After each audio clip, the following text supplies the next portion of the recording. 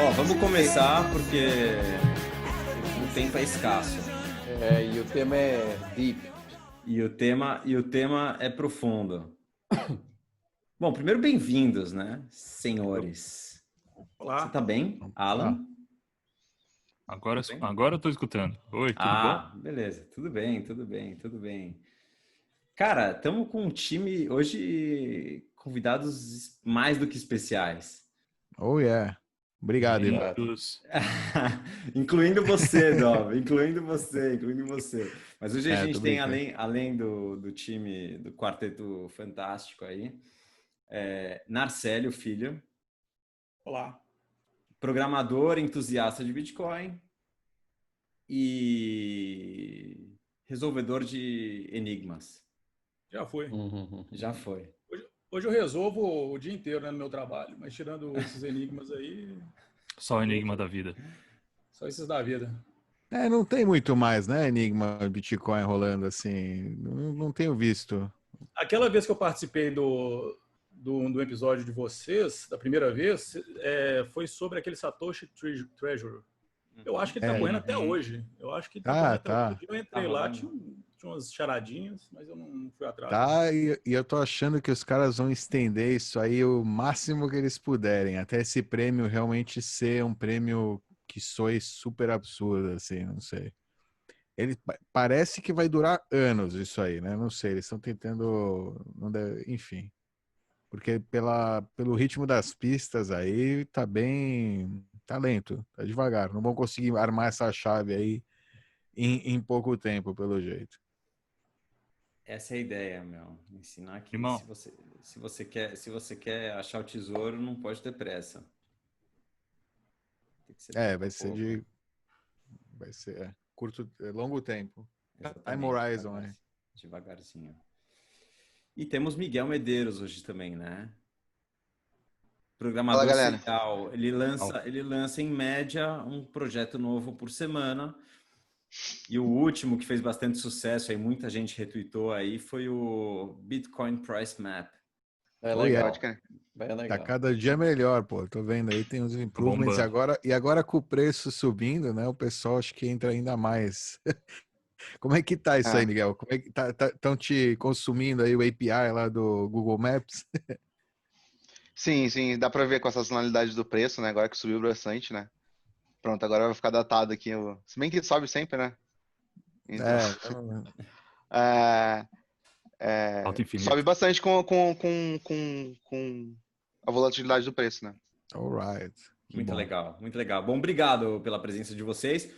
A gente queria mesmo um time especial para falar desse tema. Vamos começar do básico. Que a gente vai chegar no Qual é o meio do tema? programa.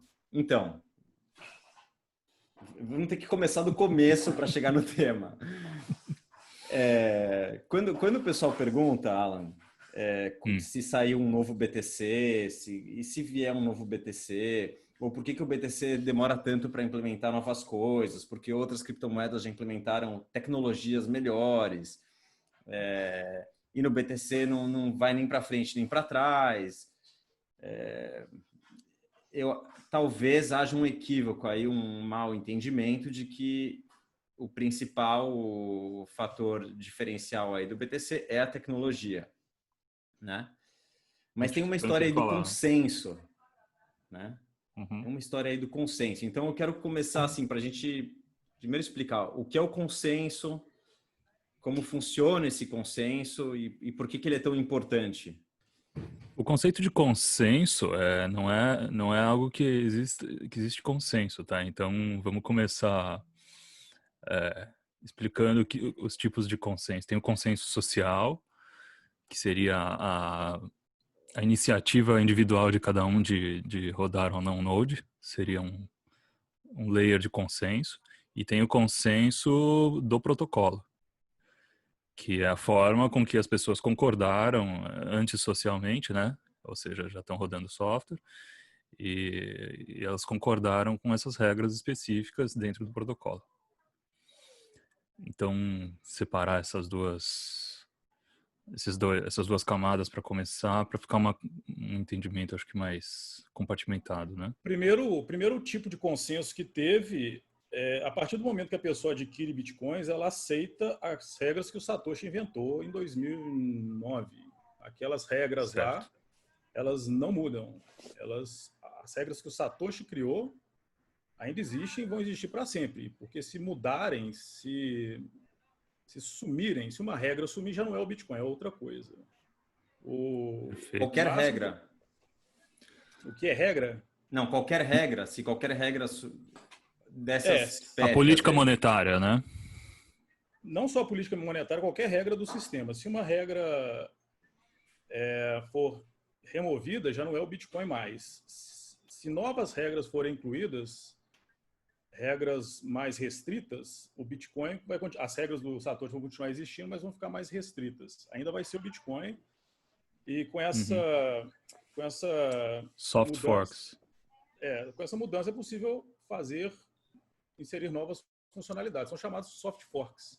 Lá no nosso podcast aí, o Proof of Talk, eu acho que o último episódio que a gente fez foi sobre isso, a diferença de soft fork e hard fork, como é que as novas funcionalidades aparecem no Bitcoin. Acho que valia a pena, Marcelo, se puder falar um pouquinho, explicar sobre a diferença, acho que seria interessante.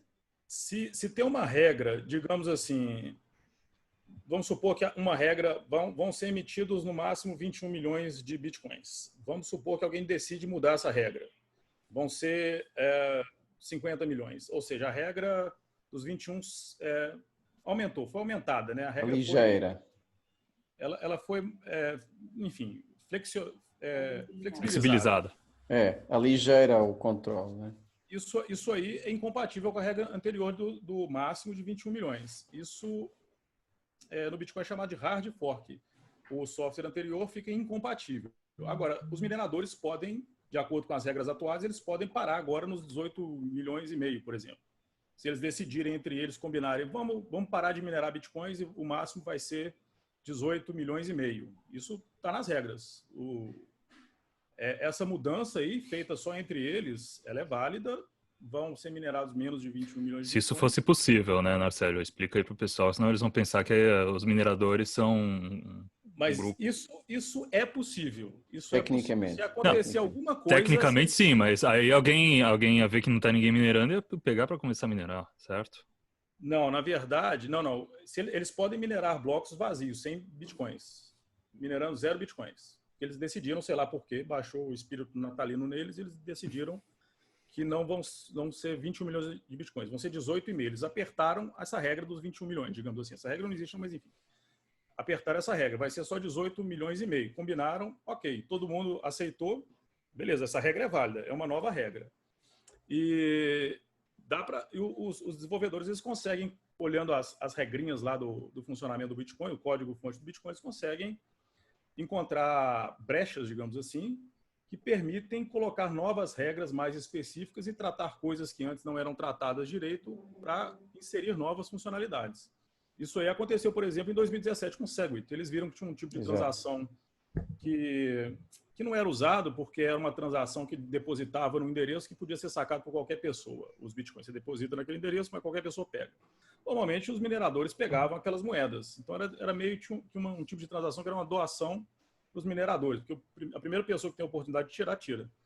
Ela era chamada anyone can spend, qualquer pessoa tira. Qualquer pessoa saca os bitcoins. Aí os desenvolvedores pensaram, poxa, a gente podia pegar essa transação, já que qualquer um pode sacar, a gente cria um novo tipo de regra. Não é qualquer um que pode sacar. Qualquer um pode sacar desde que. E aí, nesse desde que, inventaram um monte de coisa nova. Endereço novo, BET32, inventaram a possibilidade de novos tipos de scripts, smart contracts, inventaram o Segwit, aumentaram o tamanho do bloco, por exemplo, né, colocaram as assinaturas, que são um pedaço grande da transação, em outro lugar. Então, os blocos do Bitcoin agora cabem mais transações, enfim. E mesmo assim, uma coisa retrocompatível, uma coisa que, se você não gostou da ideia, beleza, você não usa, você simplesmente ignora e continua a sua vida, você não mudou nada no Bitcoin. Mesmo assim, foi uma luta em 2017. Foi o ano todo uma luta, os mineradores querendo vetar isso, porque, bom, vai ter uma mudança no Bitcoin. Não vai ser nada drástico, vai ser retrocompatível, ou seja, é facultativo, quem não quiser não aceita. Mas, mesmo assim, teve gente que não quis. E a maneira como os desenvolvedores decidiram fazer essa atualização foi através de um processo, eu acho que foi descrito no BIP 9, não é? O BIP 9. A ideia era o seguinte, os mineradores, à medida que eles iam aceitando essas modificações, eles iam sinalizando nos blocos os OKs, né? Exato. O minerador, eu aceitei, então um OK. Aí o outro também aceitei. Se essas sinalizações atingissem 95% do hash rate, digamos assim, 95% dos mineradores, as transações, as modificações eram tidas como ativadas. A partir daí, o SegWit seria ativado. Só que 95% era o quórum mínimo. Isso faz com que 6% dos mineradores, digamos assim, do hash rate, do poder computacional, tenham o poder de vetar. E sei lá por quê, porque cargas d'água, até a maioria não quis. Fala, não gostei, não quero. Não quero essas modificações facultativas e, enfim, não quero. Sou contra. E tinha um tempo limite. Se os 95 não fossem atingidos em um ano, poderia expirar, né? Acabou não sendo bem assim, mas... Isso, o processo do BIP 9, ele tem isso. Ele espera por um tempo, não sei se é um ano. É um ano. Esses 95% de anuência de quórum, se não tiver, até aquela data, acabou. Dá um poder de chantagem, né? Que não estava previsto e que foi usado. Pois é. Aí os desenvolvedores não estavam muito preocupados com isso, porque acharam, poxa, mas isso aqui não é nada, né? É um negócio que vai fazer bem para o Bitcoin, todo mundo está querendo, por que não vamos usar isso aqui? Vamos fazer desse jeito. Inclusive, esse BIP 9, esse processo já tinha sido usado em outros soft forks anteriores para incluir novas funcionalidades, não tinha dado problema nenhum. Isso só é uma forma de dar tempo de todo mundo atualizar o software, atualizar os programas, caso queiram. Mas em 2017 foi uma luta. Aí, no fim das contas, como viram que não ia acontecer, os próprios usuários chegaram e falaram assim, ok, nós vamos ativar, vamos usar um outro BIP 148, um outro processo de ativação, que vai ser o seguinte, o minerador que não estiver sinalizando vai ser ignorado, vai gerar bloco, vai gastar energia, dinheiro, nós vamos ignorar os blocos dele. A gente quer bloco sinalizando que aceita as modificações. Então, assim, meio que à força eles foram obrigados a aceitar essa modificação, o SegWit, que abriu portas assim, para... É importantíssimo. Para muita coisa interessante, inclusive Schnorr, que é uma mudança na assinatura do Bitcoin, uma melhoria... Calma, vamos chegar lá. Só voltando um pouquinho, tentando resumir tudo que você falou. Ou seja, quem quer fazer parte da rede, vamos falar dessa rede do BTC, tem que estar de acordo com uma série de regras que foram colocadas ali em pedra em 2009 por Satoshi.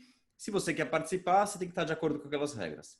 Se você quer mudar, quer copiar o código, né, porque é código aberto, quer copiar o código e mudar alguma coisa que seja mais flexível, né, que amplie as possibilidades desse código, né, como você deu o exemplo aí dos 21 milhões aumentar para 50 milhões, você tem que, é como você monta o seu próprio campeonato.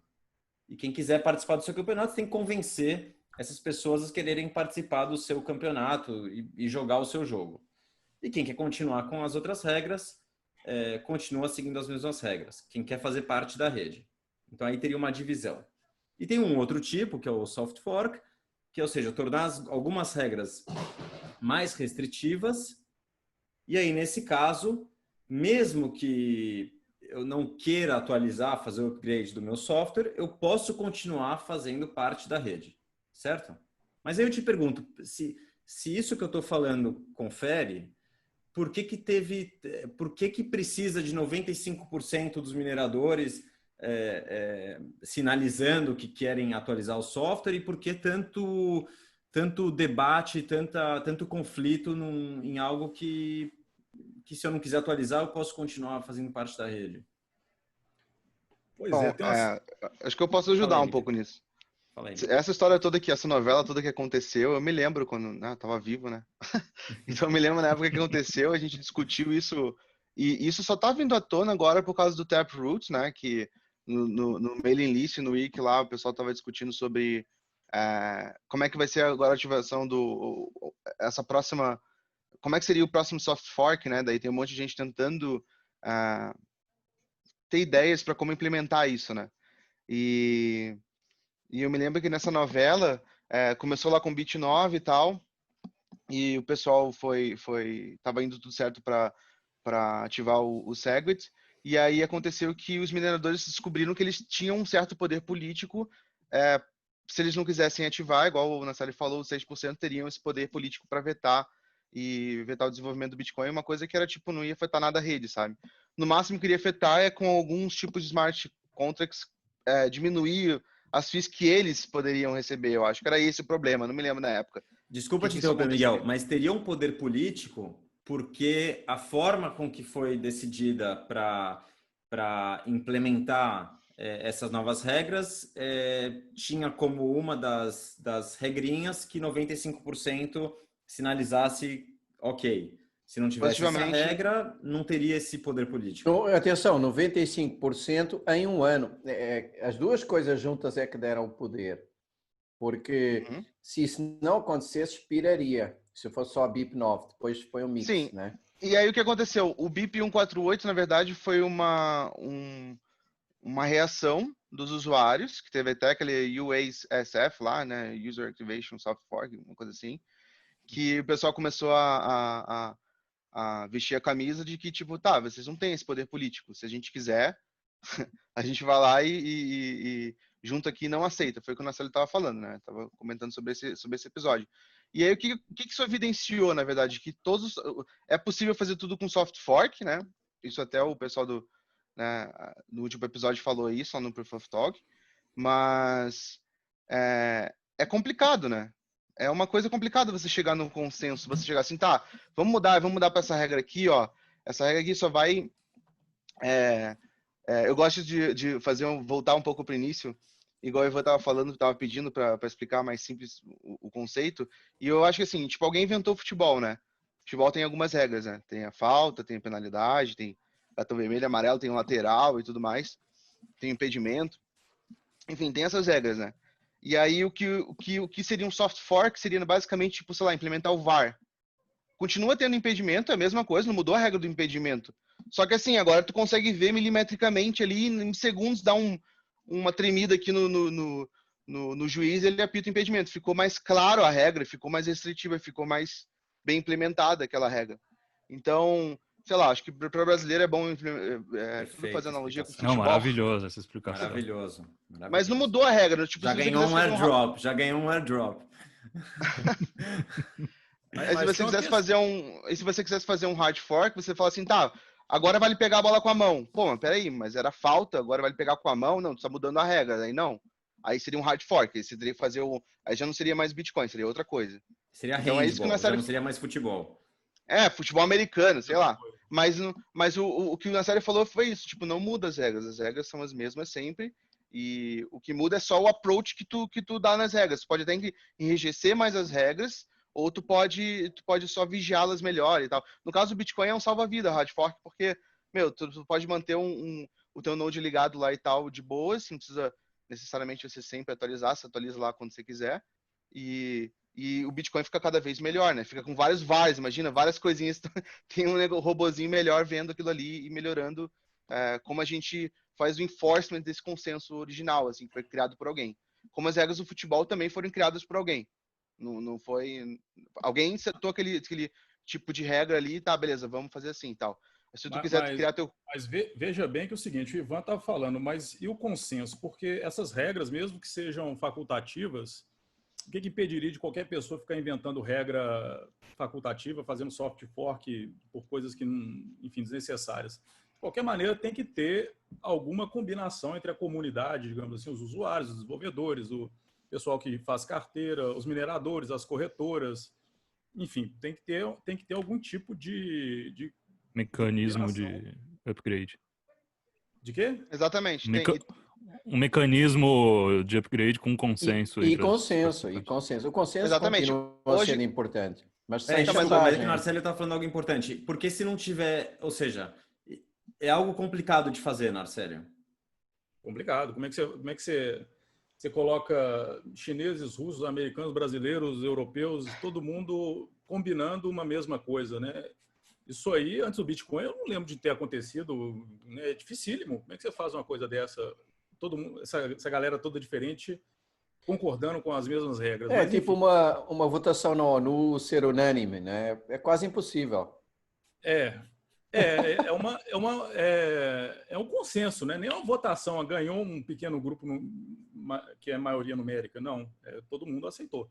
Mas a questão aqui é que aí o BIP9 ele dá um pouco mais de, diria poder, um pouco mais de trato, enfim, para os mineradores, um pouco mais de chance para os mineradores terem um tempo aí, um ano, para ajeitarem seus programas, para aceitar as modificações.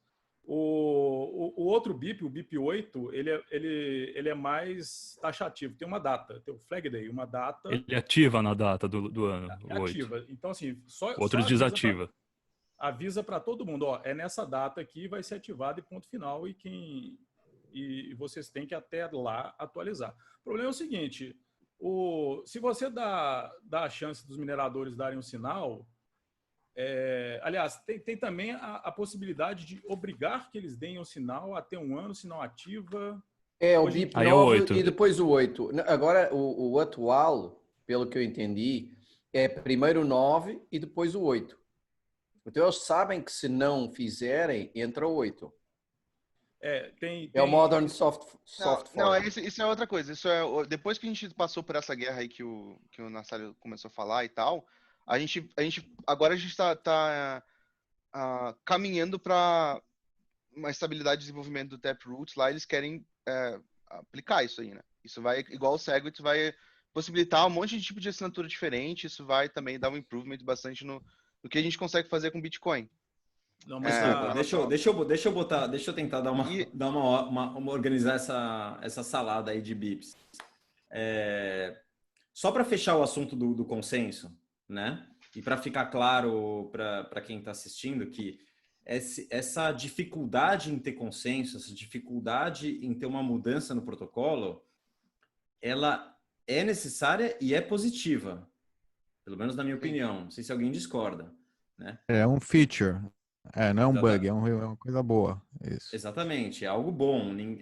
Acho que algumas pessoas tentam vender a ideia de que seria melhor que o protocolo se atualizasse mais rapidamente, que novas coisas fossem implementadas de maneira mais ágil, porque vai que surge aí uma shitcoin aí que pode desbancar o BTC. Ivan, fala. A mesma coisa de novo, analogia com futebol. Tá, quero mudar a regra do futebol. Tenta. Faz o teu campeonato aí, vende o teu campeonato com uma regra que não tem lateral. Ou que não tem falta, igual a gente tinha na faculdade, porradobol. Tenta vender. Talvez até tu consiga, né? Não sei. Mas tenta vender um lugar onde não tem lateral, onde, sei lá, seja diferente. Pode ter algum público, mas, cara, tu não vai conseguir mudar com que... O UFC conseguiu e passou o boxe, lembra? O UFC era um fork do boxe.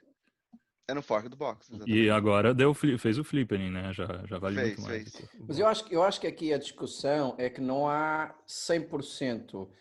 Ou seja, não se pode cair no extremo do consenso poder gerar uma chantagem permanente e impedir qualquer tipo de inovação, mas não se pode prescindir do consenso. E então, pelo que eu entendi, vocês me corrijam se estiver errado, o fork atual, o que está sendo seguido, é uma mistura do 9 e do 8, já não é nenhum nem outro. É tipo dar um calma, tempo... Becas, desculpa, é que a gente não falou de nenhum não fork. quer Quem está assistindo não sabe do que a gente está falando. Falando de consenso básico. A gente falou de consenso, a gente falou que em 2017 teve uma briga aí política, um drama, porque ia ser feita uma atualização no protocolo que era restritivo, ou seja, que não havia um problema não haveria uma divisão da rede.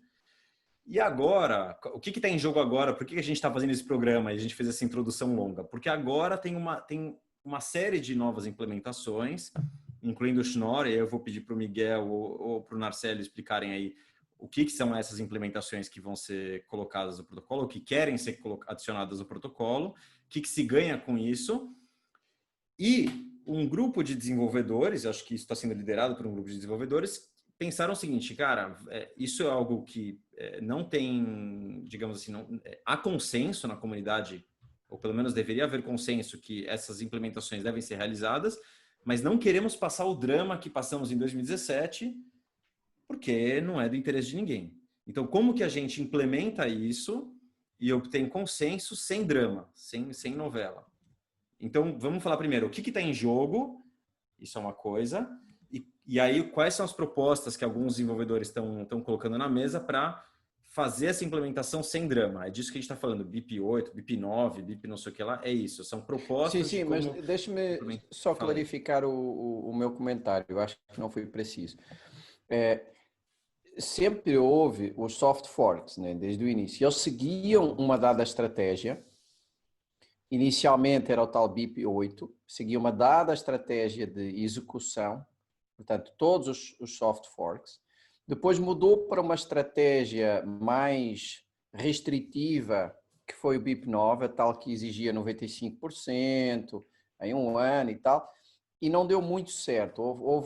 Com o SegWit houve uma série de dificuldades de obtenção do consenso que não estavam previstas.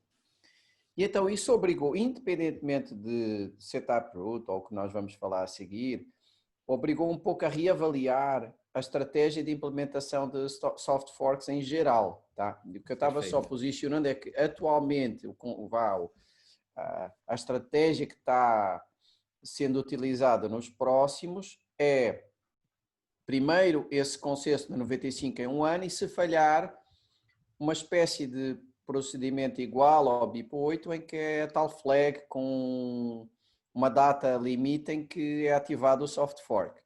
Então, hoje, nós começamos com o BIP 8, evoluímos para o 9 e hoje está um misto dos dois, tipo o 9 seguido do 8, tá? É só para explicar isso.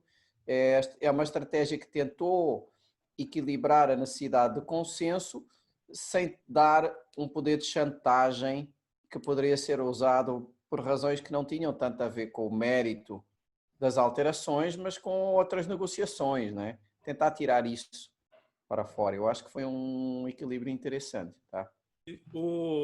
A questão aí é que realmente tem... Se antigamente era usado esse BIP 8, porque era assim, o Satoshi chegava e falava, ó, galera, até outubro vai ser assim, ponto final. E aí botava essa data lá para fazer a modificação. Nessa época, o pessoal atualizava o software sempre que precisava. A partir do momento que a rede ficou muito grande, Satoshi desapareceu, precisou dessa regrinha dos votos aí.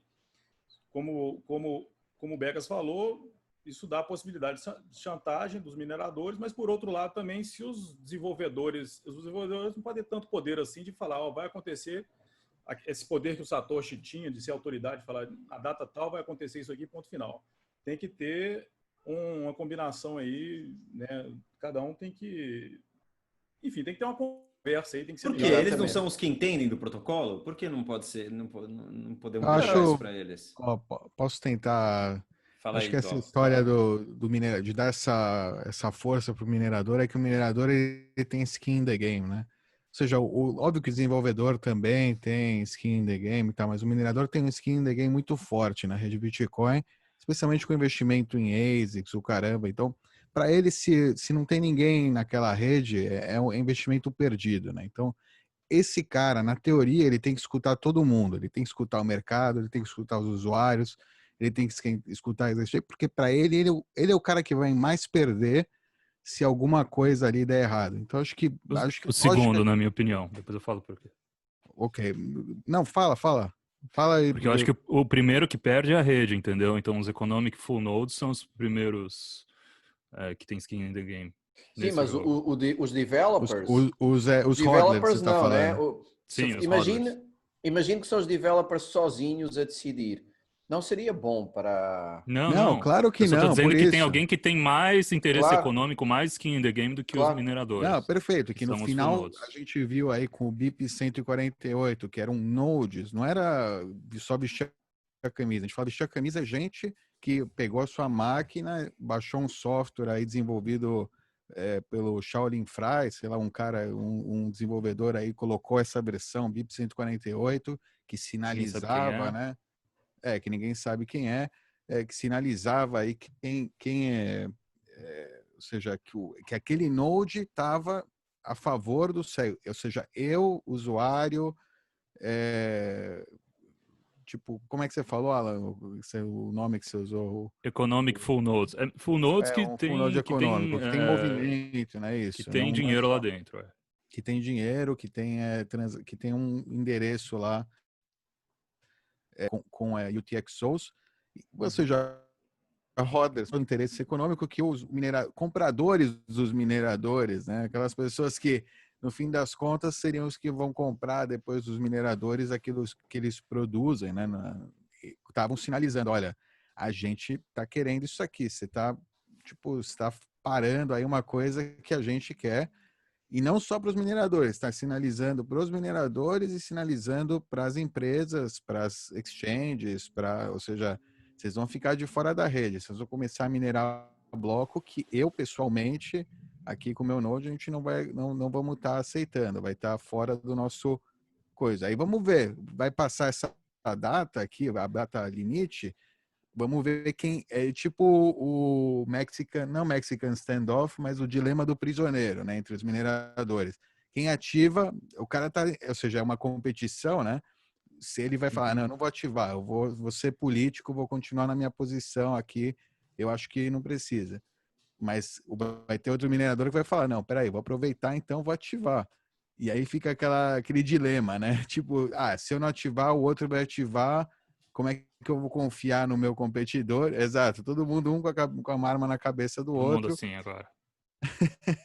É um Mexican standoff, eu acho que é mais aí mesmo. E no final, Dov, no final disso tudo, que engraçado que aconteceu depois do BIP 148 foi que os mineradores eles não fizeram double down, eles simplesmente aceitaram, sinalizaram positivamente para a rede, daí pulou para os 95% do threshold que tinha que acontecer para acontecer o BIP 9, e o BIP 9 aconteceu, ou seja, o BIP 148 foi usado como arma política dos usuários que não estavam satisfeitos com esse novo poder dos mineradores para usar contra eles. Ou seja, o que era, na verdade, uma formalização de uma discussão que acontece no IRC na mailing list dos devs, que são os BIPs, né? Que são essas formulações, são os Bitcoins Approval Proposals, BIPs, né?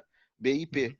Então, o que era uma melhoria para uma pauta ali de melhorias para melhorar o Bitcoin, acabou servindo como pauta política, né? Porque, cara, imagina se você ter uma política monetária descentralizada. É complicado, assim. E aí o Ivan falou assim, pô, mas demora pra caramba. Sim. E qual que seria o benefício? Eu falei, tá, só olhando o lado ruim, né? O copo tá meio cheio. Mas peraí, ele tá meio vazio, ele tá meio cheio. Porque, assim, positivamente, vamos supor que demore bastante tempo. Tá? Demore 5 anos para ter alguma implementação do Bitcoin. Isso é bom ou isso é ruim pro Bitcoin? Porque 5 anos os caras vão poder testar, os caras vão poder já testar muitas implementações antes, como soft fork, entendeu? Você pode atualizar teu node antes de todo mundo e ficar usando isso para testar realmente com skin in the game, que nem o Davi falou e tudo mais. Então, você tem que pensar, é bom ser lento, é bom que o processo de consenso, de acordo de ideias e tudo mais, de restrições, seja feito dessa forma que é feito, tipo uma discussão entre a galera interna, daí expõe para todo mundo, aí o público vai lá, lê aquilo ali, entende, fica um tempão olhando aquilo ali, né? Na série falou, tipo, anos, igual o Becca estava falando agora nesse Modern Soft Fork Activation lá do Matt Corello, que ele propôs 3 anos e meio, ou seja, é um período longo, assim, tipo, é quase o período entre Olimpíadas, assim, sabe? Entre eleições presidenciais de novo, né? Que fica, tipo, esse período longo até você chegar e falar assim, tá, beleza, vamos implementar isso aqui. Até porque muitos dos mineradores só vai realmente pagar desenvolvedor para ficar olhando o BIP quando chega próximo do flag day, entendeu? Não é um negócio que, tipo, a galera fica, vou testar esse BIP agora que o cara lançou ontem. Não, entendeu? Tipo, é um negócio bem lento e tal, e gradual, assim. E sabe o que é lindo? É que o Bitcoin é a teoria de jogos, não é? Em vários aspectos. E isto é mais um dos aspectos. A própria alteração do Bitcoin usa a teoria de jogos. É normal esta estratégia de alterações ir se adaptando à natureza humana, ou seja, tentar um caminho. Havia o caminho Satoshi, que era super simples, que era meio goela abaixo. Aí o caminho pós-Satoshi, por tentativa e erro, deu demasiado poder aos mineradores.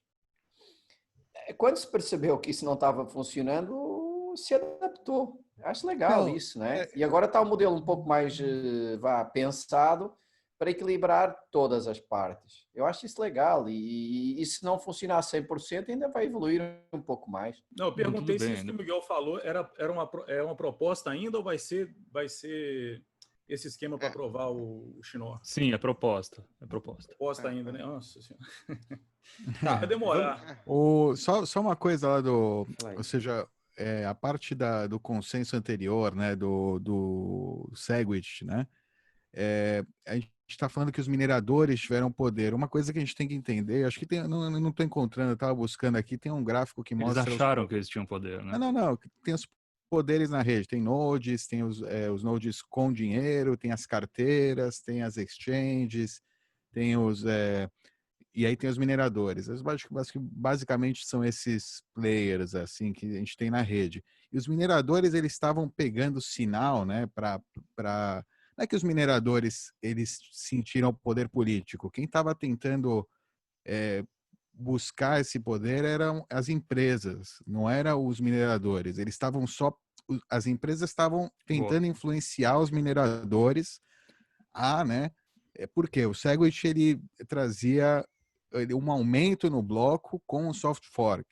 E as empresas queremos aumentar o bloco. Por quê? Porque as pessoas, quanto maior o bloco, mais elas vão depender, menos nodes a gente vai ter na rede, e mais as pessoas vão depender dessas grandes empresas que fizeram grandes investimentos, players aí como o famoso New York Agreement. New York Agreement, Segwit 2x, ou seja, vamos inventando aí, não, vamos ativar, mas vamos aumentar o bloco, porque aí você já abre um pré, como é que chama? Já começa um fork aí precedente. Vamos tomar conta aqui do esquema. Exato, vamos ver quanto a gente consegue tomar conta do esquema. Eu acho que vai mais, eu vejo mais as empresas de Bitcoin querendo centralizar, querendo que os usuários usem os seus servidores ao invés de que rodarem seus próprios nodes, como os atores aí maliciosos, entre aspas, ou mais greedy, né, gananciosos, que queriam tomar controle da rede e não os mineradores per se.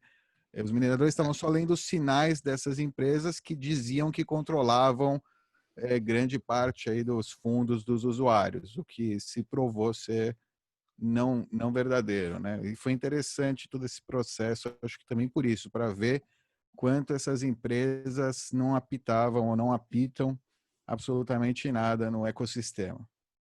E uma coisa, não sei se você se lembra, nessa época, teve um ataque na rede, assim, com múltiplas transações e ficou bem caro fazer uma transação dentro da blockchain.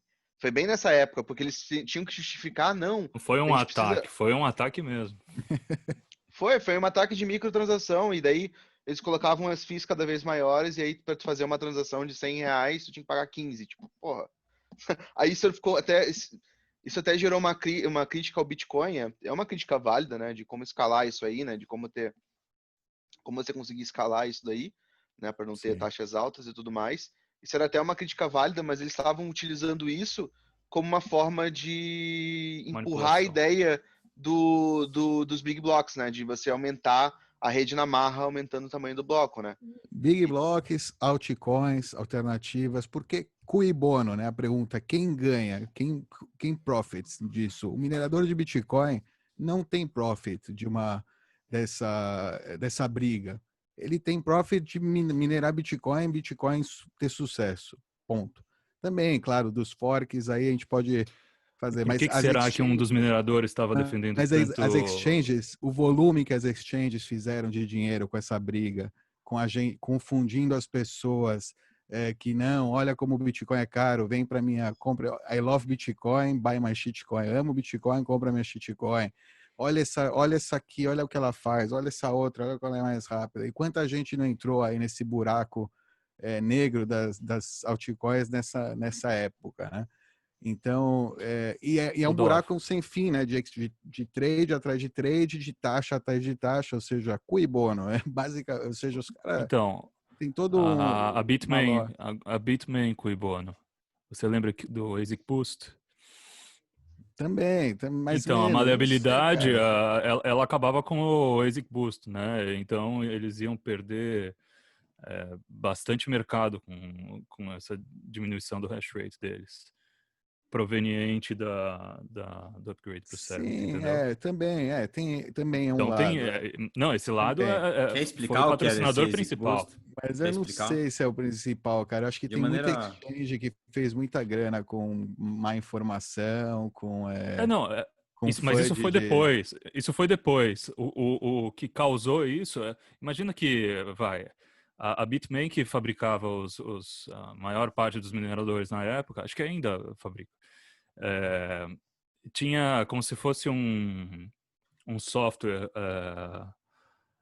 escondido na máquina que eles podiam ativar ou desativar, enfim, aumentava a performance dos mineradores deles. Eles usavam isso como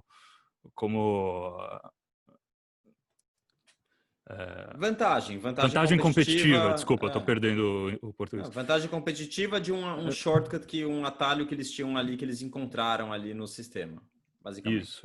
E, enfim, o upgrade para o Segwit, ele acabava destruindo essa vantagem.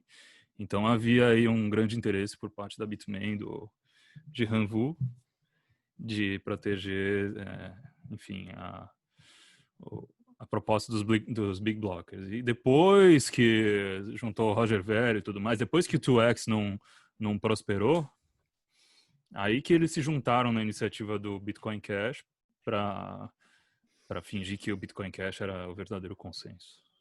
Tá bom, já falamos muito de passado, vamos falar de presente? O que está em jogo agora?